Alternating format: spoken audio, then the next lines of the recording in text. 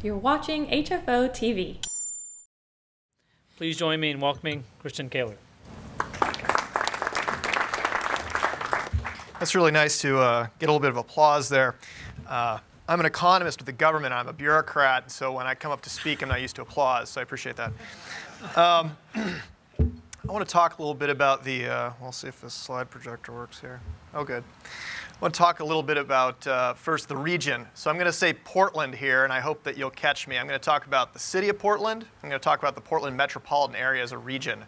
So quickly, the Portland metropolitan area as a region, including our friends in Vancouver, Washington County, Clackamas County, the 7 counties that make up that area, that's 2.4 million people. That's equal to the population of Alaska and Idaho combined. That's also equal to the population of New Mexico. So it's a nice big region. The city of Portland is only a fourth of that. It's a little more than 600,000 people. But it is by far the largest city in the region.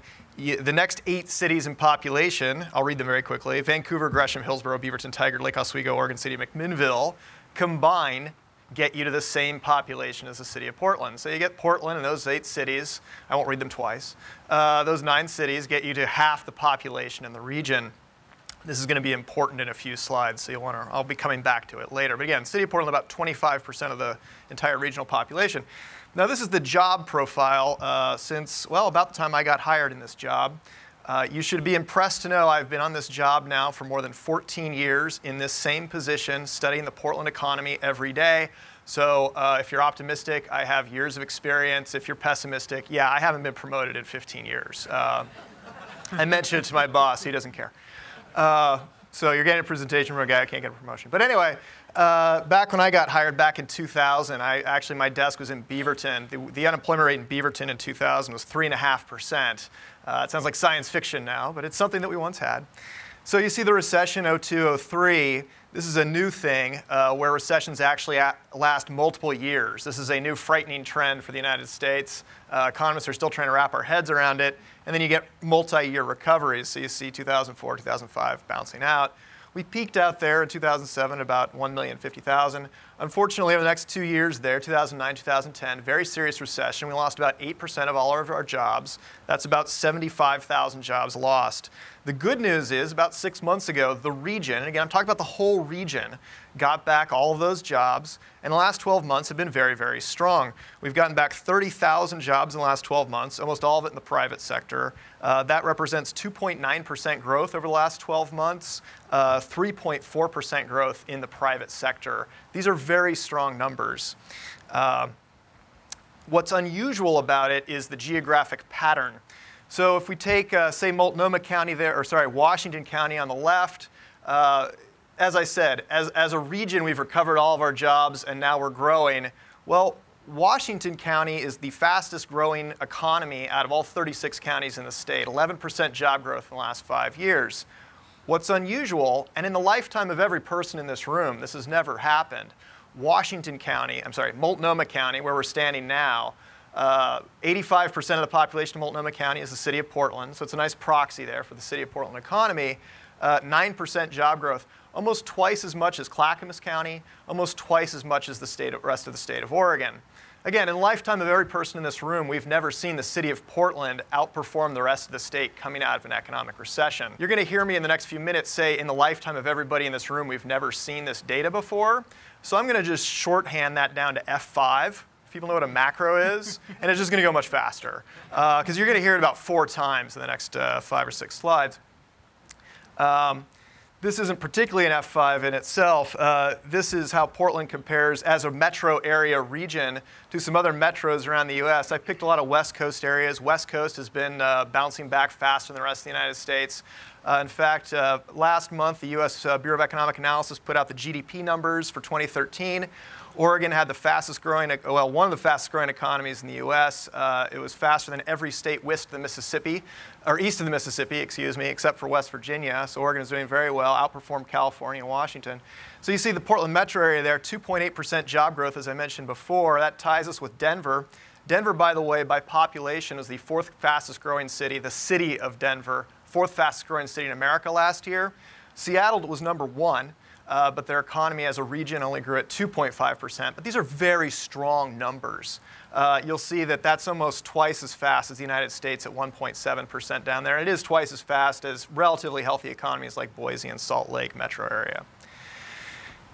I'll just start this one out with F5. Something else unusual, I want to talk about population for a couple of slides, particularly the workforce and the working age population. Over the last 5 years, the city of Portland has grown by about 52,000 people. That is faster than Washington County, Clark County combined, and in fact, it's about the same amount as Washington County, Clark County, and Clackamas combined. I'll just throw this out there, F5. I don't care how old you are, we've never seen the city of Portland grow twice as fast as Washington and Clark County and 4 or 5 times faster than Clackamas County. This has never happened before. Very unusual. And it's really being led by 2 key demographic changes. One is relatively younger adults, particularly folks in their 20s and 30s in large numbers moving to the city of Portland. Here you see, just looking at the population that's roughly working age, 18 to 64, disproportionately faster growth in the city of Portland compared to Washington County, whose economy is booming, by the way. Washington County's economy is doing very, very well, yet oddly attracting fewer working age adults. Clark County even slower, and you're not wrong. Clackamas County actually shrank over the last 5 years in the number of people in the population 18 to 65. The vast majority of the population growth we have seen in Clackamas County is actually over age 65, although they are getting some families with kids in there as well. By the way, F5 on this slide as well. The other key demographic, what we notice with these folks moving to the city of Portland, this is roughly the entire state of Oregon. I believe it's all the major areas. I combined a few counties together because I didn't want to show you all 36 counties, so I bundled some of the counties together. And you will see that the majority of people moving to the city of Portland have college degrees. You'll notice Washington County is doing pretty well there with 10,000, Deschutes County. So about half the net population growth of adults, well, yes, adults with college degrees in the state of Oregon over the last 5 years came to the city of Portland. Keep in mind, the city of Portland is 15% of the population of the state of Oregon, but it is about 50% of the actual increase in college graduates. That 10,000 number that Washington County gained, that's approximately equal to just North Portland, that 1/5 of the city of Portland that we call North Portland. That Washington County is about 4 times the size of North Portland. But it attracted about as many college graduates over the last 5 years. So disproportionately younger in their 20s and 30s, disproportionately more college graduates, more than even Beaverton or Hillsborough, where Nike and Intel are headquartered.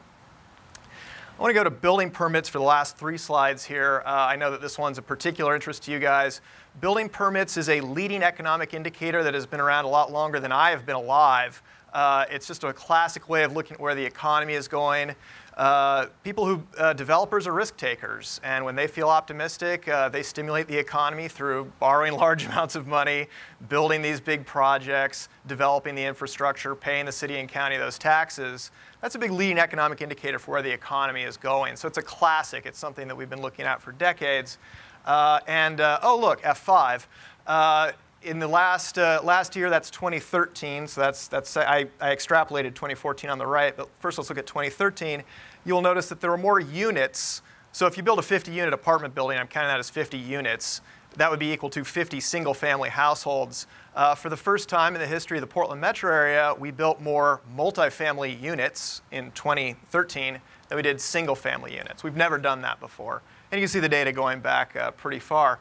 So coming out of this housing boom and bust, you see that, single-family housing permits were huge, particularly in that housing bubble. But even in a healthy year, you expect 8,000 to 10,000 single-family house permits in a year in the metro area. Sorry, this is going back to the Portland metro area again. I'm about to break it out by city. And you see this huge bust, but isn't this interesting? The multifamily in gray has essentially recovered to pre-recession levels, even bubble levels of multifamily projects being constructed, as single family has actually flattened out. 2014, we have the first 5 months of data, so I just multiplied that out for what 2014 will be if that current first 5 months trend holds true for the next 7 months of 2014. You can see single family is actually just about flat from last year, but multifamily is growing, and boy is it growing.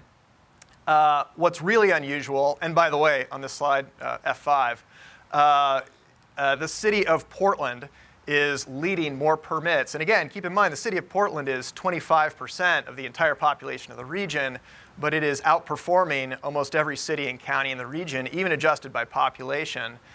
In terms of number of building permits, this is total. Of those 2,500 building permits that have been filed so far in the city of Portland, January through May, 2,100 of them are multifamily. The other 300 or 400 of them are single family. But take a look at some of these numbers for them, some of these smaller communities. You see, I put Vancouver is doing quite well. Vancouver's in second place. Population of Vancouver is about the same as Gresham, fourth from the bottom. So there's real disparity here. Vancouver's doing really well. Gresham, only 23 building permits. There's not a single multifamily permit in there. That's 23 single-family houses that have been permitted. Milwaukee, 1. Tualatin, 4. A lot of these communities simply are still not recovering, at least in the housing market, from the housing bubble and burst 5 years ago. And this is very concerning. And this is roughly my last slide, and the weirdest one, I'm afraid.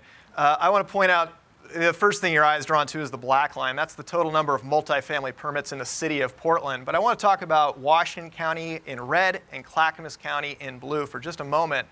That is not a typo in 2014 there. So far in the first 5 months of this year, Clackamas County has not filed a single permit for a single apartment or condo complex. 0.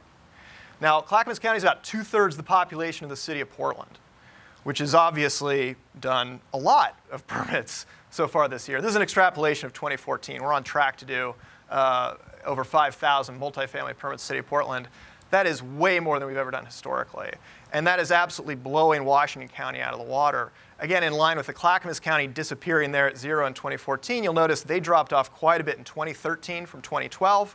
And Washington County itself has dropped down more than half in the number of total building permits they filed from last year. So this is very, very strange. I have been in communication with officials in these communities where they're essentially seeing developers stop filing building permits this year in their communities, where the city of Portland is going through a tremendous housing boom, almost entirely apartments. This is just one last slide, and I got a sneak preview of Christopher's slides, and I really liked them. I thought they were great, but I wanted to just throw this last one in. This plugs in a little bit to the Portland street fee discussion. I don't want to get too deep into that ball of tar, but this is the Tri-County region, Multnomah, Washington, and Clackamas County. And you'll see what's amazing is since the 1990s, we've seen a decline of 20% in the amount that people are driving. And by the way, F5, since the Model T rolled off the assembly line, Americans have driven more and more miles every year. This trend is extremely similar to the national trend as well. This is not just a Portland effect. People are driving less. They're less likely to own cars, and when they do own cars, they're less likely to drive them as far as they used to. That has a lot to do with why the fuel tax, is failing to keep up with our street needs. People simply aren't driving as much as they used to. So anyway, I just wanted to throw that one out there, and definitely the younger millennial generation is a part of that. Anyway, I'm done with my presentation, and I'll sit down and open it up to questions, I guess. Thank you. Thanks for watching HFO-TV. To learn more about HFO, call or visit our website.